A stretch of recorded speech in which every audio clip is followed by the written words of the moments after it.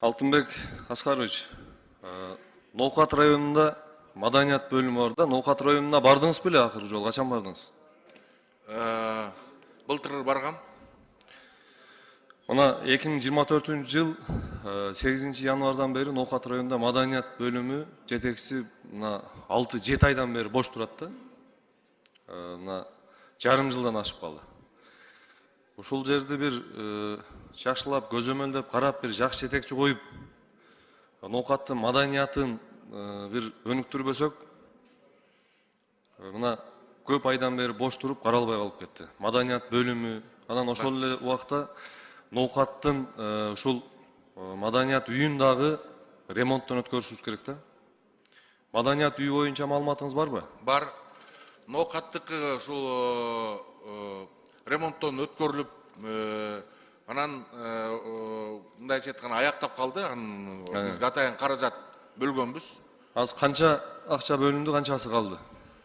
Мындайча айтканда биз Ноокаттыкын толугу менен камсыздап бүткөнбүз. Бул 3 жылга бөлүнгөн каражаттары менен бөлүнүп, бул былтыр ошол ремонтту бүткөндөн кийин жана маданий бөлүмүнүн башчысынын ордун баягы мурунку башчысы кеткендиктен биз Ноокатка бул мамлекеттик кызмат болгондуктан бул эмеден өтүп, экзаменден өтүп келиш керек да.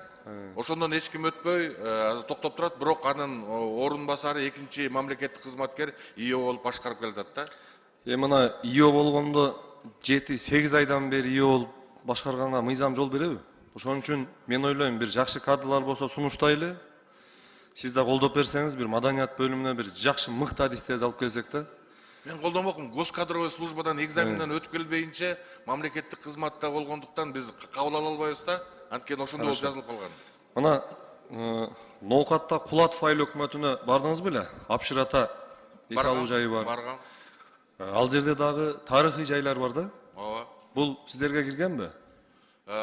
Тарыхый мурастардын баардыгы республика боюнча бизге карайт.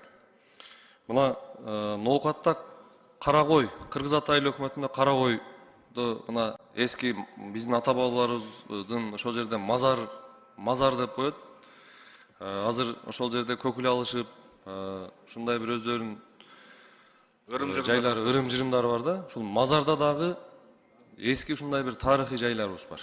Ноокатта Карагойдо. Ушуну дагы бир сөзсүз өзүңүзгө жазып белгилеп алсаңыз, барып, эгер мүмкүнчүлүгүңүз болсо, чогуу барып көрүп келсек болот.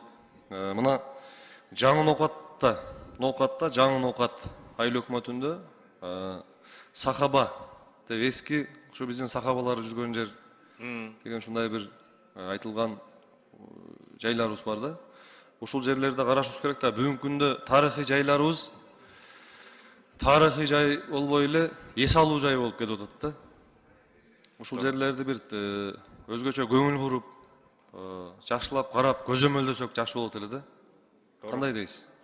Мен сизди эң туура айтасыз. Биз ушул тарыхый мурастардын баардыгын 2400-кө жакын тарыхый мурас бизде такталган. Анын баары бизде картасы түзүлгөн. Ар бир райондо, ар бир айылда кайсыл жерде бизде тарыхый мурас деп. Ар бири же ошол айыл өкмөтүнүн деңгээлинде, райондун деңгээлинде, областтын жана республикалык деңгээлде деп бөлүнөт. Ар бирине тапшырма берилген. Эгерде туура эмес колдонулуп аткан болсо, биз аларга кайрылып, ар бирин караганга аракет кылабыз. Буга чейин деги эле каражат бөлүнбөй келген да, мына былтыркы бөлүнүп, мына быйылдан баштап биз ошол иштерди жүргүзө баштадык. Бул алакча бирок 100-120 миллион бир жылга бөлүнөт. Ошол жетпейт экен баардыгына. Бирок четинен жылдан жылга экономикабыз көтөрүлгөн сайын алардын баардыгын карап чыгабыз.